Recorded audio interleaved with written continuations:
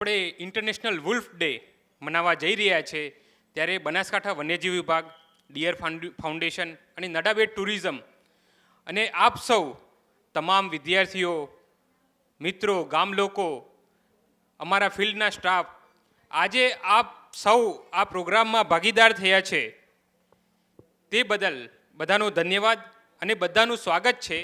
આજે આપણી વચ્ચે આપણા નિવૃત્ત સીસીએફ સાહેબ છે, વોરા સાહેબ, આપણી વચ્ચે ટેકનિકલ એક્સપર્ટ આવેલા છે કે જે આ વુલ્ફ અને એની ઇકોલોજી વિશે જાણકારી આપશે એવા ઇન્દ્રજીતજી ગોરપડેજી.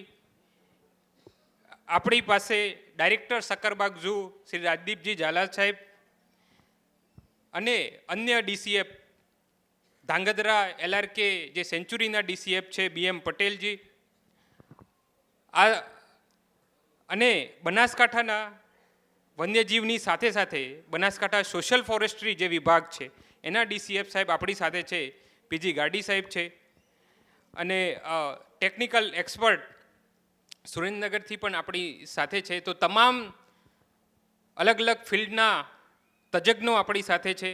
આજે આપણે આ નાના પ્રોગ્રામમાં આ બાબતે ચર્ચા કરીશું કે કેવી રીતે આપણે વુલ્ફને બચાવી શકીએ, કેવી રીતે વુલ્ફનું હેબિટેટ બચાવી શકીએ. આપણે માણસ તરીકે હજારો સેન્ચુરીથી ધીમે ધીમે ધીમે ધીમે ધીમે કરતાં કરતાં અહીં પહોંચ્યા છીએ, પણ હવે સમય આવી ગયો છે કે આપણે હ્યુમન વાઇલ્ડ લાઈફ કોએક્ઝિસ્ટન્સ એટલે કે માનવ વન્યજીવ એક સાથે કેવી રીતે રહી શકે, કેવા કેવા પ્રયાસો આપણે કરવા જોઈએ, કેવી તકેદારી રાખવી જોઈએ, તે બાબતે આપણે એક ટેકનિકલ સેમિનાર અને આ વુલ્ફ દિવસની ઉજવણી કરવા જઈ રહ્યા છે. આ પ્રોગ્રામમાં જે ડિયર ફાઉન્ડેશન છે, કન્હૈયાલાલજી રાજગોર, એમની ટીમ, તમામ માલધારી સમાજ, આપ સૌ અહીંયા ઉપસ્થિત છો.